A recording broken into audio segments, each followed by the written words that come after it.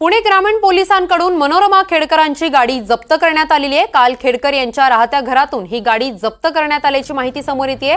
पुणे पोलिसांनी land cruiser कंपनीची गाडी जप्त केलेली आहे। शेतकऱ्यांना धमकावतानाचा जो व्हिडिओ व्हायरल झाला त्या व्हिडिओमध्ये हीच गाडी खेडकर यांनी वापरली होती। मनोरमा खेडकरांना अटक केल्यावर पिस्तूल आणि गाडी जप्त करणार असल्याचं पुणे पोलिसांनी स्पष्ट केलं होतं। जप्त केलेली गाडी पौड पोलीस स्टेशनला जमा करण्यात आलेली आहे। पुणे पोलीस यांनी ही मोठी कारवाई केलेली आहे। पुणे ग्रामीण पोलिसांकडून मनोरमा खेडकरांची गाडी जप्त करण्यात आलेली आहे। काल खेडकर यांच्या राहत्या घरातून ही गाडी जप्त केलेली आहे। पुणे पोलिसांनी लँड क्रुझर कंपनीची गाडी जप्त केलेली आहे। शेतकऱ्यांना धमकावतानाचा जो व्हिडिओ व्हायरल झाला होता त्या व्हिडिओमध्ये त्यांनी हीच गाडी वापरली होती। या संदर्भात अधिकची माहिती देत आहेत आमचे प्रतिनिधी राहुल कुलकर्णी।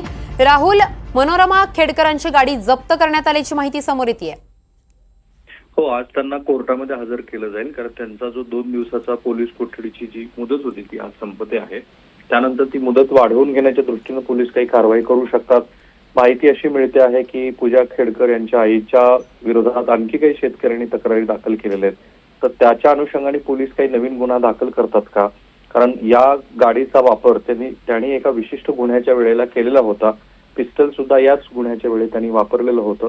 या दोन्ही गोष्टी पोलिसांनी आता आपल्या ताब्यात घेतलेल्या आहेत। त्यामुळे नव्याने पोलीस कोठडी द्यायची की नाही या संदर्भात बचाव पक्ष आपले काही मुद्दे मांडू शकतो। जर नवे काही गुन्हे दाखल झाले मनोरमा खेडकर यांच्या विरोधामध्ये तर मग मात्र त्यांच्या पोलीस कोठडीमध्ये वाढही होऊ शकते, नव्या गुन्ह्याची कलमं दाखल होऊ शकतात।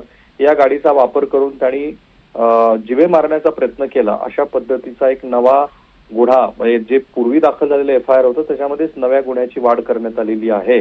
तर या घडामोडीच्या पार्श्वभूमीवरती पिस्टल जप्त होणं, गाडी जप्त होणं महत्वाचं आहे।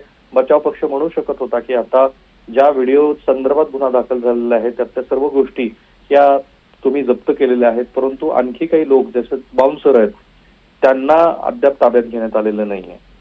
अगदीच धन्यवाद राहुल, तुम्ही दिलेल्या सविस्तर माहितीसाठी।